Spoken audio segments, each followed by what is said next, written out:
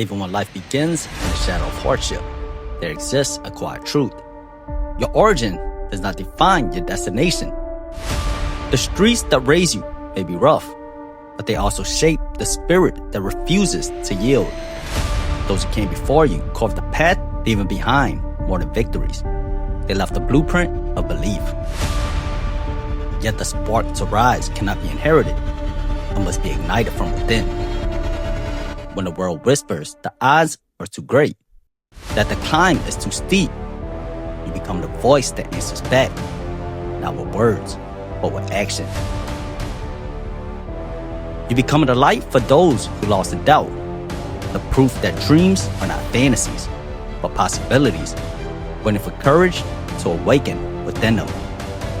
Stephen Fulton, born into the crucible of Philadelphia, a city where boxing is not just a sport, but a lineage.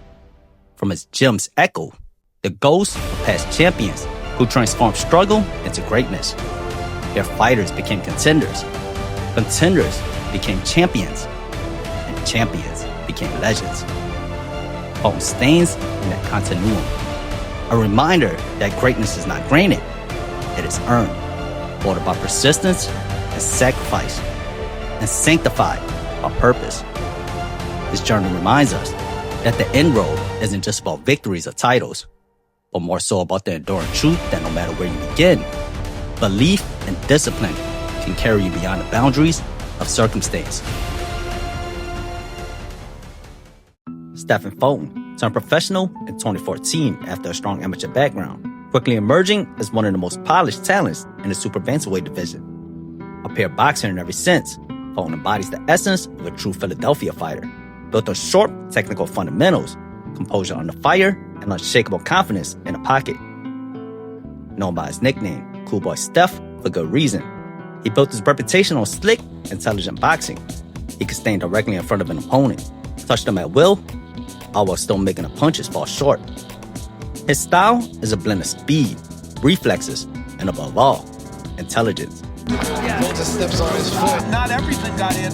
Enough of them got in to not only establish good right hand, things like this. That's going to make him very difficult. And look how it sets up other punches. Fulton's punches are short, clean, and pinpoint, slicing through gores like a hot knife through butter. Though not a knockout artist, he is a marksman.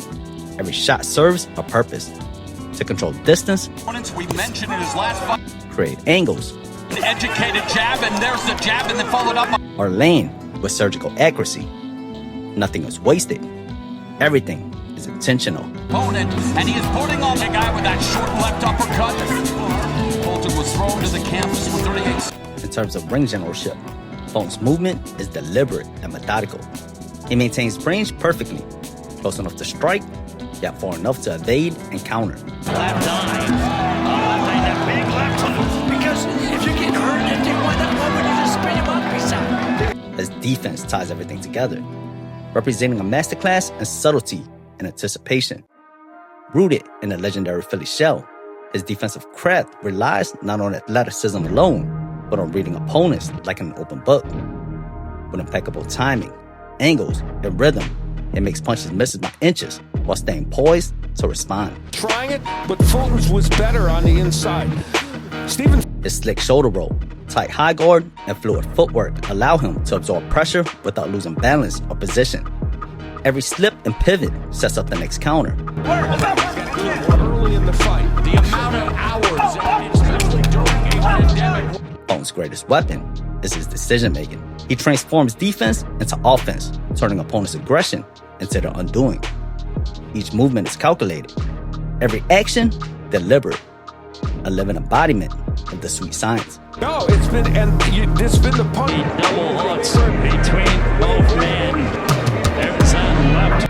Having gone 2-0 against undefeated contenders and capturing the WBO Super Bantamweight World title by outboxing Angelo Leo in a commanding performance, Stephen Fulton stood at the threshold of greatness. His next challenge would be the ultimate test, a unification bout against the division's executioner, Brandon Figueroa. Figueroa, the WBC Super Bantamweight champion, entered the fight with an opposing record of 22-0 and 1, having stopped 17 of his opponents. He embodied the quintessential Mexican style, unyielding, aggressive, and built on pressure. His chin was as durable as his will. His engine seemingly endless. Figueroa was a juggernaut who knew only one direction, forward.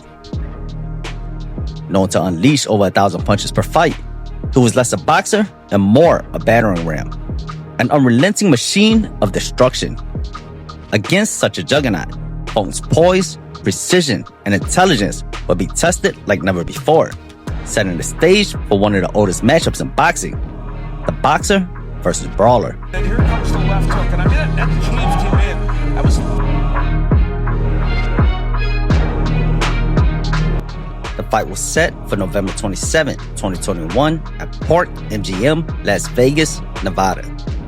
With both the WBO and WBC world title on the line, the winner would be the clear ruler of the bantamweight division.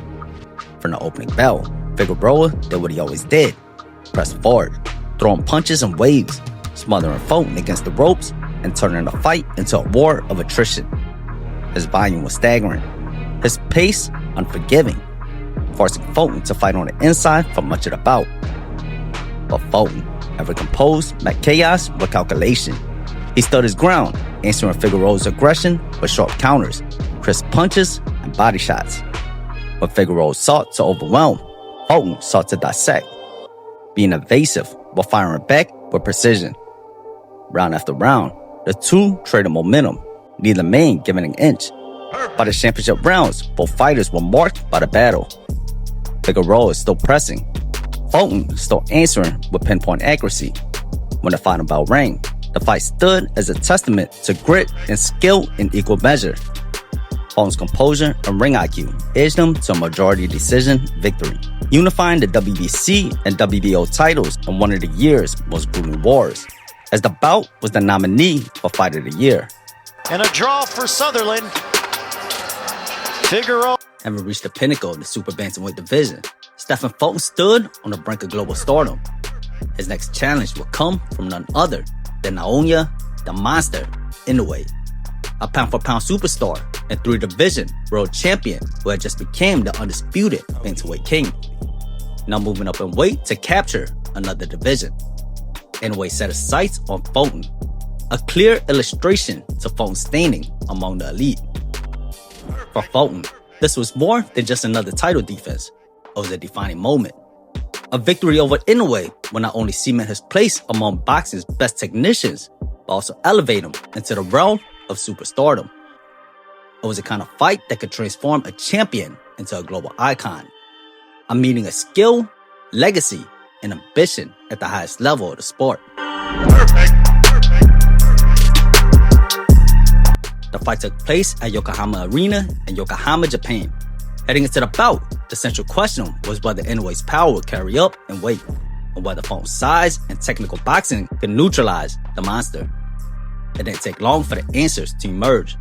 From the opening rounds, Fulton showed composure, but Inoue's speed and power were unmistakable. By the 8th round, Inoue detonated a thunderous right hand that sent Fulton crashing to the canvas.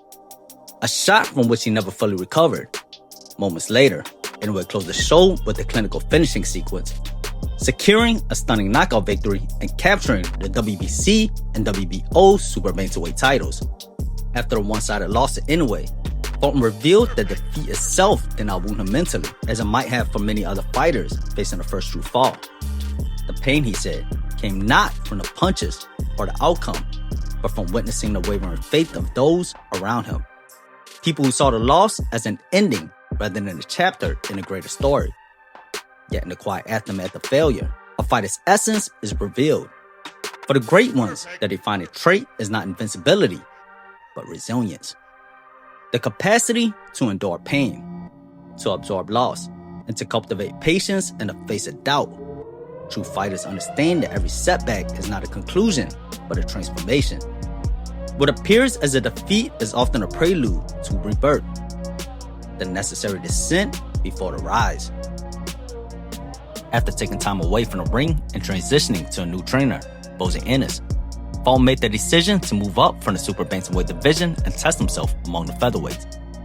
His first challenge came against the rugged Carlos Castro, a fight many viewed as a tune-up to ease Fulton into the 126-pound division. Entering as a heavy favorite at a -750, Fulton was expected to cruise. But what was supposed to be a routine return quickly turned into a dance with survival.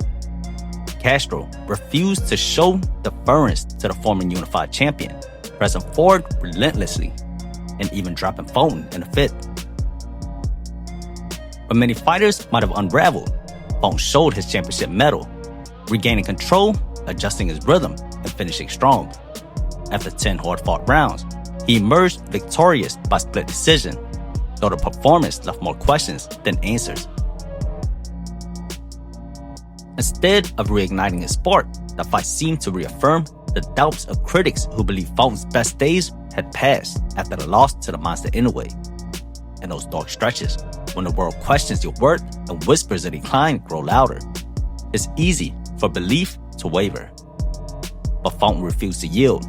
Quietly, he returned to the gym, rebuilding himself piece by piece, away from the noise. Meanwhile, Brandon Figueroa, the man Fulton had once defeated to claim his first world title, was carving his own path at featherweight, riding a 3-fight win streak, 2 by stoppage. Figueroa looked stronger than ever, punctuating his run, dismantling the brawler who gave Fulton hell, Carlos Castro, in just 6 rounds. Fate, as it often does in boxing, brought the two rivals back together, this time for the WBC featherweight world title. The narrative has shifted. Figueroa enters as the slight favorite, viewed as the fresher, more powerful fighter at the new weight. Yet as boxing consistently reminds us, nothing is ever as it seems. From the opening bell, Fulton looked revitalized, sharp, composed, and in command. He banked the first 4 rounds with sharp punches. Even when Figueroa pressed him against the ropes, Fulton remained poised, never allowing the pressure fighter the edge on the inside. By the final bell, all 3 judges saw it clearly in his favor. With a unanimous decision victory, Stephen Fulton reclaimed his place among boxing's elite, becoming a 2-division world champion. Featherweight champion of the world, Steven Scooter. It's easy to surrender when the world refuses to bend in your favor. The path of least resistance always calls louder in moments of doubt. Yet champions like Stephen Fulton reminds us that the fight never truly ends unless we choose to stop fighting. The world owes no man his glory. It is carved, not granted. Every ounce of greatness must be earned, again and again, in silence and in struggle.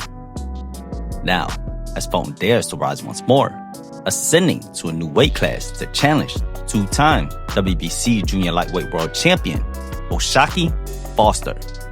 His journey becomes more than a pursuit of titles. It becomes a statement of self-belief. When others fail to see the light within you, the answer is not to dim, it's to burn brighter and make them believe until they can no longer look away.